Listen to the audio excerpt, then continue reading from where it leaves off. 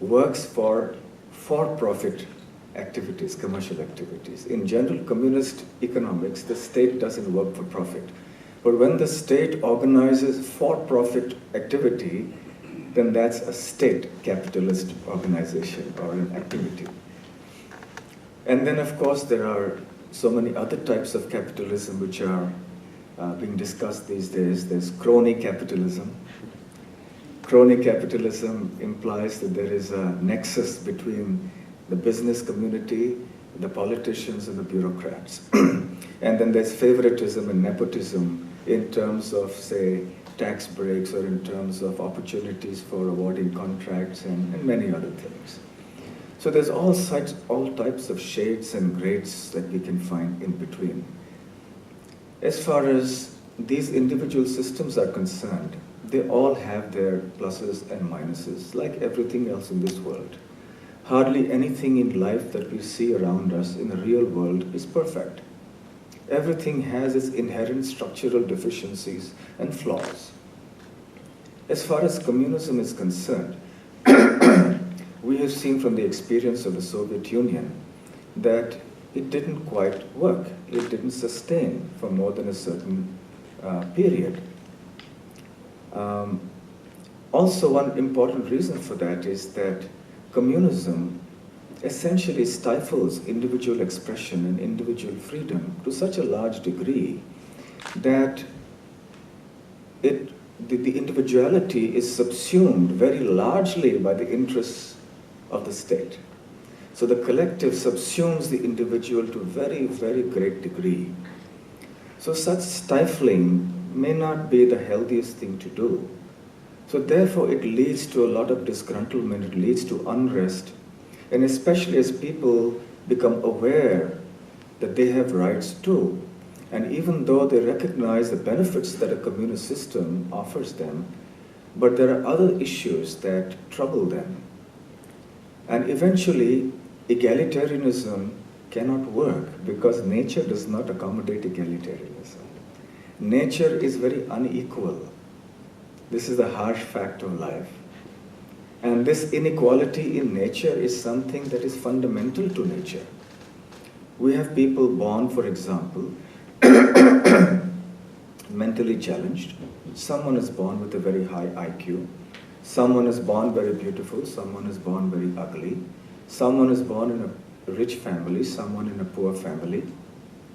Someone is born with certain skills. Somebody else born with some other type of skills. Nature is anything but equal.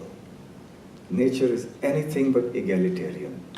That doesn't mean that I'm advocating the perpetuation of inequality, but I'm merely stating a statement of fact that this is how nature is. So when we try to artificially bring in egalitarianism into a society, nature responds. And therefore the system eventually collapses. When I was in school, we read this novel by George Orwell called The Animal Farm, which speaks about the fallacies and the deficiencies of the communist system. It was a satirical novel about the communist setup soon after it began with Trotsky and Stalin and so on and so forth.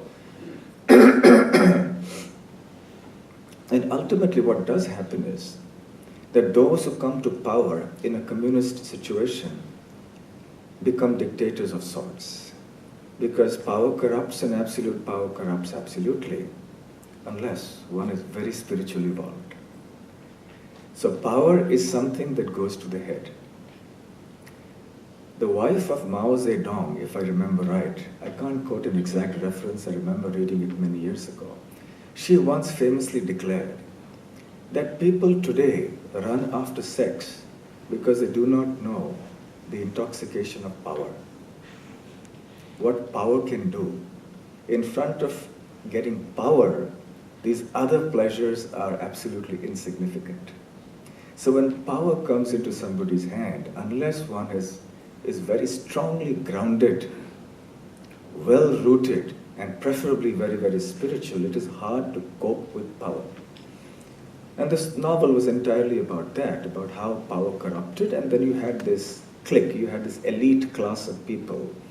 So it wasn't anymore an egalitarian society. So anyway, the system crumbled. And even in a country like China, where they profess a political communist ideology, they've accepted an economic capitalist ideology. Even though it's state capitalism, they've tried some kind of a hybrid between communism and capitalism, because they have seen that economically that kind of ideology they were following earlier wasn't paying dividends. As far as the socialist ideology is concerned, noble as it may be, like some of the objects of communism, and we must be fair and take all these principles on merit. There are some merits in the communist ideology. There are some merits in the socialist ideology. And they're noble, some of them. The sustainability is another question. Now, as far as the socialist ideology is concerned, unfortunately, experience shows that it is not sustainable. Because economically, to maintain and sustain healthcare benefits, free education, and pensions for a growing population with inflation and so on and so forth is extremely hard. And many countries in the West today that do this are really struggling with this. And therefore, for example, in some countries, they are delaying the retirement age more and more so that the pension can start later and later because they don't have the funds to start paying the pensions. And I was mentioning briefly a while ago to somebody that in some countries, those who are in the medical profession are being officially asked by their governments to study alternative medical therapies because the modern system of medicine is not sustainable because it is too expensive. A modern medical setup is highly technologically intensive. And therefore, because it is technologically intensive, it's dependent on equipment, therefore it is highly capital intensive. You got to keep generating more and more capital to buy equipment to be updated with the latest technology. And at the speed with which technology is progressing these days, by the time you've spent a fortune to acquire some equipment or a technology, it's got outdated. And then you need more money to get latest technology, and it goes on. It's not sustainable. So therefore, governments are now asking their medical practitioners to do some natural therapies which don't cost money really. And they're very simple. So this is how we see the socialist systems, therefore, are not sustainable. And when it comes to capitalist systems, if we go for the far right capitalist systems where individualism is given a great deal of importance, the problem lies there. Where the communist systems give excessive importance to the state at the cost of the individual, the capitalistic systems, especially the far-right systems, give excessive importance to the individuals at the cost of the larger community. And this also is a contradiction. And this also has a risk, because when you give too much freedom to the individual, unbridled freedom to the individual, we basically let loose, potentially, so many negative forces that are driven by baser instincts of humans. And then this becomes like a tsunami that pushes on that economic system. And then the whole society gets pulled in a certain direction, and that direction is usually very, very materialistic. You have consumerism, you have a high waste economy that's generated, and you'll see that all countries that espouse capitalism are high waste economies. And in fact, economic progress is understood and defined many times in terms of waste. I believe in America, please correct me if I'm wrong, that there is also something called a garbage disposal index as a measure of the status of the economy, because everything is based upon levels of consumption. So we measure progress in terms of degree of consumption. The more you consume, the more wealthy you are. But that's a paradigm that perhaps is not sustainable. It will not go on. And therefore we have, for example, the Wall Street problem, where greed is good is the slogan, or greed is God becomes the slogan. Some people had that slogan. I remember reading some articles on this. So materialistic capitalism, where there is excessive focus on the individual and the liberal idea of giving too much freedom to the individual, is also a threat not only for the individual, but also for the collective good of society in general. Because the human nature is something that everyone has to come to terms with. Why is it that these systems all fail? Why is it that there are deep structural deficiencies in each of these systems? The answer is very simple. The answer is human nature. Human nature, especially when it is not spiritualized, sees a predominance of the lower, baser nature of the human being. Greed, lust, anger, pride, ego, jealousy. These are the ones that drive people to do things when they are not sufficiently spiritually evolved. And unless one can come to terms with that and alter that, any economic system that we choose will not yield the right result. Ultimately, the human nature will force every system to be a system of exploitation. So even in capitalistic societies, we have an issue where the rich seem to be getting richer and the poor classes are maybe a little better off. They come to the middle class level, but the gap between the two widens further and further. That is also something that is witnessed everywhere, all over the world. I remember a quote, I don't quite remember who has said it, but it's something that I like quoting very often because it's just so witty and so apt. And the quote goes as follows: communism is the reverse of capitalism. In capitalism, man exploits man, and in communism, it's the reverse.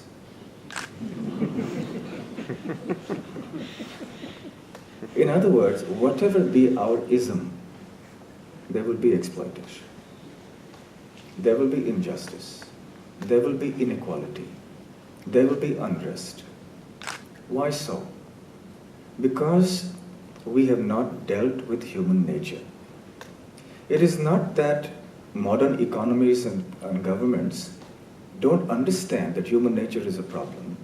They recognize it, acknowledge it, and set in place many strong deterrents to deter any sort of adventurism, illegal adventurism on the part of business classes or any other kind of people. But what they attempt to do is that they try to regulate human nature externally through a regulatory framework, through laws, through stringent punishment in jail or fines and so on and so forth. Inasmuch as these things are also essential, necessary for human society, they are not sufficient. And this is where I come to the spirituality part of it. When we talk of materialistic capitalism, we are speaking about a system where the human nature has no inherent controls. When we talk of spiritual capitalism, we are speaking about an approach or a paradigm where we look inward, and while we put in place whatever external regulatory mechanisms that are necessary to check human nature, we primarily work on the internal. Even that is an ideal situation, undoubtedly. And that will also have its flaws in terms of how far we have succeeded in getting everybody to become spiritual. But nevertheless, at least the paradigm is sustainable. In other places, the paradigm is not sustainable. So we work inwards towards changing the basic human nature by spiritualizing it. What is spirituality then? Spirituality, in very simple terms, is a process of rediscovering our original nature, of rediscovering our spiritual existence and identity, and working towards that, working towards perfection on this path. Now, the words spirituality and religion are interconnected, and because of different issues with religion in history, and especially in modern times, people have become increasingly alienated from religion, or they have bad ideas about religion, and they feel it's better we do without religion, because religion is the cause of so many problems. But that, unfortunately, will be like throwing the baby out with the bathwater. That will unfortunately be like plucking the eye out when there is a cataract instead of surgically removing the cataract. Spirituality and religion, what is the connection between the two? Spirituality is the essence of religion. If somebody practices religion, whatever that religious faith may be, we are speaking in generic terms. When somebody practices religion, if he or she does not understand the essence of that religion, doesn't understand the lofty spiritual ideals and principles enshrined in that religion, then that will only be an external, superficial following of that religion. And it is this kind of religion that leads to different problems that we have seen in the world, historically and even currently. It is not religion per se that is at fault. It is the improper understanding of religion. So those who understand the spiritual essence of religions may use the external features of religion, may use the ritualistic aspect of religion to nourish, nurture, and facilitate their inner spiritual growth. So spiritualism and religion are not contradictory words, are not mutually exclusive. There is increasingly this opinion nowadays, especially in the Western world. When I travel, people come to me and say, I am spiritual, but I'm not religious. So this is becoming an increasingly common idea that people are espousing these days.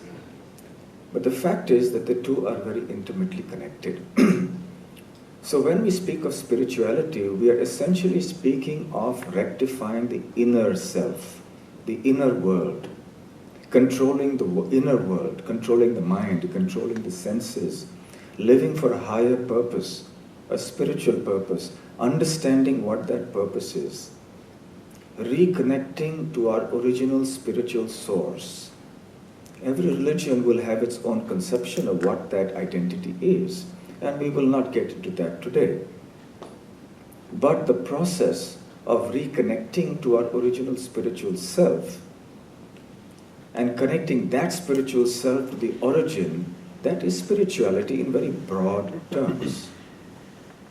So by the practice of spirituality, we hope to heal the self, the materialistic self, so that the real spiritual self may arise. And as it arises, then the baser qualities start diminishing. The real spiritual nature awakens, and the divine qualities like satisfaction, compassion, kindness, love, mercy, forgiveness, brotherhood and sisterhood, tolerance, mutual understanding, cooperation, humility, generosity, charity, all these will begin to flourish. So when we want to rectify the ills of the modern economic system, and especially of the modern capitalistic system, we have to go to the root by rectifying the baser instincts of human society. So how does it apply then to our two key words, ownership and motive? Let's speak about ownership first. Now, as I mentioned earlier, the different economic models that we have today espouse different entities who will own the means of production, ranging from the capitalist model to the communist model. The spiritual capitalist model proposes the following. It proposes that ownership can rest with the individual as in the capitalist model, but only superficially. In the sense that, from a legal point of view, the right should be with the individual entity, and every individual entity will have certain rights safeguarded by the state for enjoying that property in a certain way. But why do I say that the ownership in spiritual capitalism is only superficial? Because, in a very substantial and deep way, fundamentally, a spiritual capitalist will understand that I am not the real owner. Even though for practical purposes we do need to have these legal safeguards in place, but fundamentally, internally, the owner of the property should understand that I am not the real owner, that I am a trustee at best. So the principle of spiritual capitalism is a principle of trusteeship, where we think of properties that are in our name or in our control as properties bequeathed to us in trust for them to be used properly for some higher purpose. A trust is something we are all familiar with as a legal entity. A trust has certain objectives, and there are certain beneficiaries who are meant to benefit from the activities of the trust. And then there are trustees who are given the responsibility to organize the functioning of that trust so that the objectives may be met and the beneficiaries are actually benefited. So then when we look upon ownership in the light of trusteeship and understanding that I'm not really the owner, that is where spiritual capitalism begins. I grew up in India, and in our childhood we would hear many stories about different kings and so on. And one such story was about an apocryphal story, I believe. I don't know if it was actually historically true, but these are stories we heard in childhood. There was a king called Akbar, and he was a very liberal king for his times. And he had a very wise minister whose name was Birbal. And there are legendary stories about how Birbal would teach good lessons to Akbar. So one time Birbal saw that probably the emperor was getting a little proud. So Birbal wanted to teach him a lesson. There was nobody else but Birbal who could teach him a lesson. So then one day, when the emperor was going for a walk in his palace gardens, he suddenly saw a man lying across the garden path and who was wearing the robes of a holy person. And he was just irreverentially in the path of the king, sprawled across the pavement. And as the king approached, he was infuriated to see somebody lying across there in such an arrogant manner. And he rudely asked him to get up and move away. And the person looked up very lazily and said, "Well, who are you? And why do you ask me to get up?" He said, "Don't you know who I am?" He said, "Well, who are you? Do you own this place?" He said, "Yes, of course. I'm the emperor of this land and I own this place." So then the man lying down asked him then, "Before you were born, who owned this place?" He said, "Well, my father owned this place." "And before him, who owned the place?" "Well, his father owned the place." "And then after you, who will own this place?" "My son will own this place." "And after him, who will own this place?" "His son will own the place." So the man lying on the street, on the road, burst out into loud laughter. And the emperor was now really enraged. He said, "How dare this man, first of all, come in here and lie like this in the garden path, in my private gardens? Who is he anyway? And how can he speak like this so irreverentially?" And then, "Why do you laugh?" he asked him. He kept his anger in check and asked him, "So why are you laughing so loudly?" He said, "So your Highness, Actually, this is not your property. Actually, you're living in a hotel. Living in a hotel? Of course, the word used there was something different. There were no hotels in those days, but I'm using modern terminology. You're living in a hotel. He said, how come?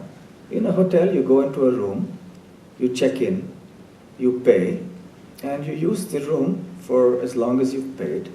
It's not your room, and still it's your room. So long as you're in the room, no one can disturb you. But you don't own the room. You have rights to the room, which are protected.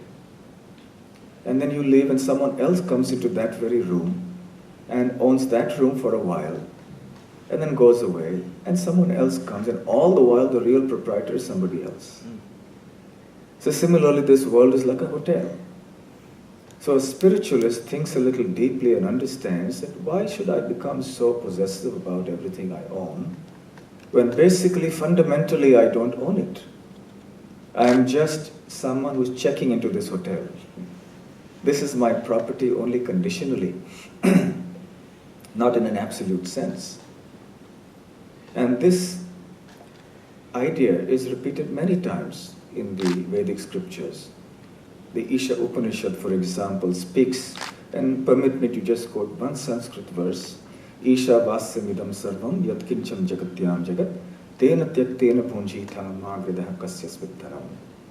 This verse explains that everything in this creation, in this world, is the property of one who has created this. And it doesn't belong to the individuals who inhabit this world.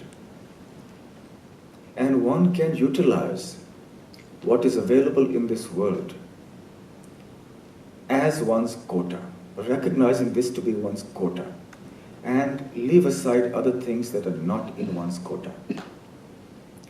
Now, what one's quota is and what one's isn't, that is another matter. It is a connected matter, but something we'll come to a little shortly.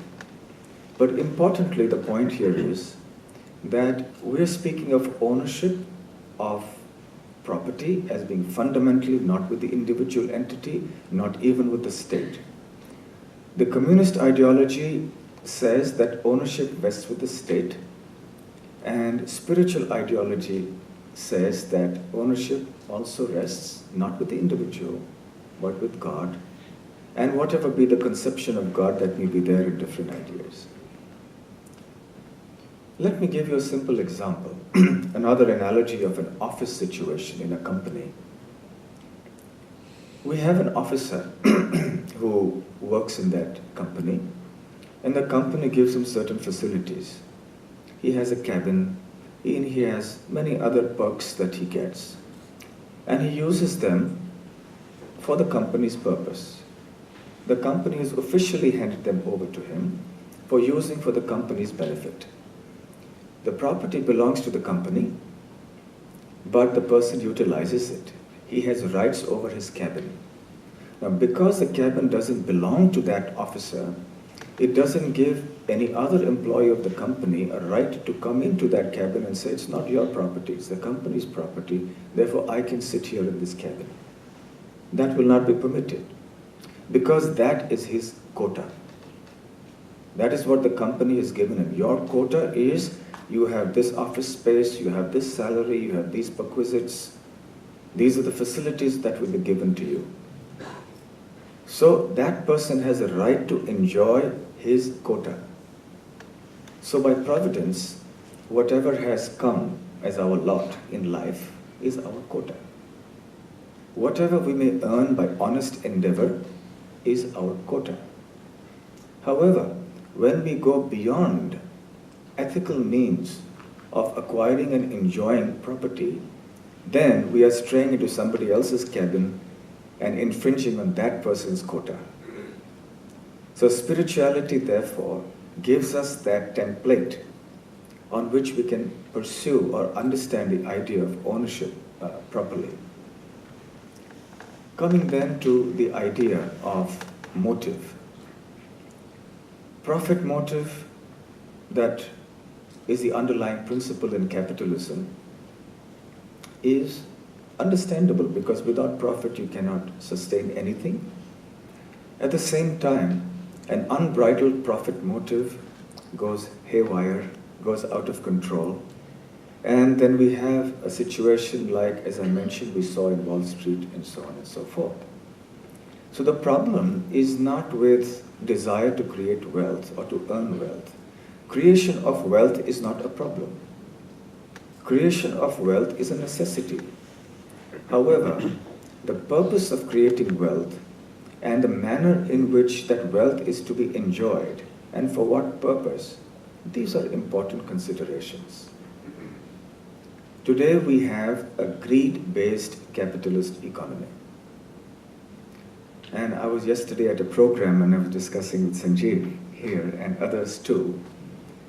And I was mentioning that modern day capitalist civilization merely fans the flames of desire within the heart of the individuals.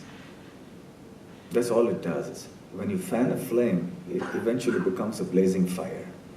And that is why today we have rampant consumerism and we have unending desires going on and on and on. I read somewhere the other day that if we were to try to have first world, quote unquote, first world standards of living across the world for all societies in all countries, you would need 6 Earth planets. Something to think about, isn't it? So therefore, the statement of the 13-year-old young man is valid. It's just not sustainable. Ultimately, prosperity, human prosperity depends on the gifts of nature. Even when there are service industries, eventually, directly, indirectly, one depends on the resources given by nature. When there is greed and an exploitative spirit that becomes very predominant in the hearts of people, then we exploit not just each other, but we also exploit the resources of nature, and that is what we see today, and that is principally the reason behind the environmental crisis. We have the exploitative spirit and the greed gone awry. So even though we may have so many climate change discussions and we may try to have various regulations in place, fundamentally again, the problem is inside, the environment in the heart. That is the issue. So greed that is unbridled, that is let loose and sought to be controlled only by external regulatory frameworks cannot sustain unless there is an internal change. So rather than focusing on greed-based economies, if we focus on need-based economies, that will mark a fundamental change, a paradigm shift. That is a necessity if capitalism has to be sustainable. Capitalism that is greed-based is not sustainable.